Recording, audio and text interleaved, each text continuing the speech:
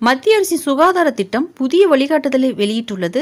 சிபிஏபி பைபாப் மற்றும் ஆக்சிஜன் செறிவூட்டுதலுக்கான அனுமதியை பெறுவதற்கான ஆன்லைன் செயல்முறையை சுகாதாரம் மற்றும் குடும்ப நல அமைச்சகம் மாற்றியுள்ளது. இந்த மாற்றத்தின் நோக்கம் ஆவணங்களை குறைப்பது, அனுமதியை விரைவுபடுத்துவது மற்றும் பயனாளிகளுக்கு அதிக வசதியை வழங்குவதாகும்.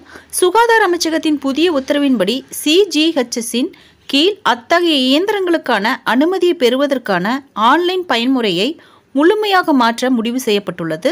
புதிய செயல்முறையின் கீழ் சிஜிஹெச்எஸ் பயனாளிகள் தங்கள் விண்ணப்பங்களை டிஜிட்டல் முறையில் ஆரோக்கிய மையத்தில் சமர்ப்பிக்க வேண்டும். இந்த விண்ணப்பங்களில் தேவையான அனைத்து ஆவணங்களும் இருக்க வேண்டும். இணைப்பு 1 படி பயனாளிகள் தங்களின் முழு விண்ணப்ப படிவத்தையும் ஸ்கேன் செய்து தங்கள் மண்டலம் அல்லது நகரத்தின் சம்பந்தப்பட்ட கூடுதல் இயக்குநரின் அலுவலகத்திற்கு மின்னஞ்சல் செய்ய வேண்டும். ஆரோக்கிய மையத்தில் அதிவேக ஸ்கேனர்கள் இல்லை என்றால் ஆவணங்கள் ஓரிரு நாட்களில் தபால் மூலம் அனுப்பப்படும். இதனுடன் ஆன்லைன் செயல்முறையை எளிதாக்கும் வகையில் அனைத்து ஆரோக்கிய மையங்களுக்கும் அதிவேக ஸ்கேனர்களை வாங்க கூடுதல் இயக்குநர்களுக்கு அறிவுறுத்தப்பட்டுள்ளது.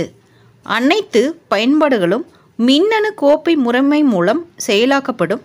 அனுமதிகளின் டிஜிட்டல் பதிவு மற்றும் அனுமதிகளை கண்காணிக்கும் மின் கோப்பின் பொருளில் பயனாளியின் பெயர் மற்றும் ஐடி மற்றும் வழங்கப்படும் அனைத்து சுவாச சாதனங்களின் விவரங்களும் இருக்கும்.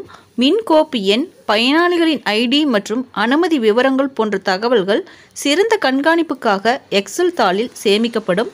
உங்கள் விண்ணப்பம் அங்கீகரிக்கப்பட்டால் அதை பற்றி மின்னஞ்சலில் உங்களுக்கு தெரிவிக்கப்படும். நீங்கள் விரும்பினால் அதன் மென் பிரதியையும் சேகரிக்கலாம். இது டிஜிட்டல் மயமாக்கலை நோக்கி சுகாதாரத்துறையின் மற்றொரு படியாகும். ஃப்ரெண்ட்ஸ், இந்த தகவல் உங்களுக்கு யூஸ்ஃபுல்லாக இருந்தால் என்னோட சேனலை சப்ஸ்கிரைப் பண்ணுங்கள், லைக் பண்ணுங்கள், மற்ற நண்பர்களுக்கும் இந்த வீடியோவை ஷேர் பண்ணுங்கள். தேங்க்ஸ் ஃபார் வாட்சிங்.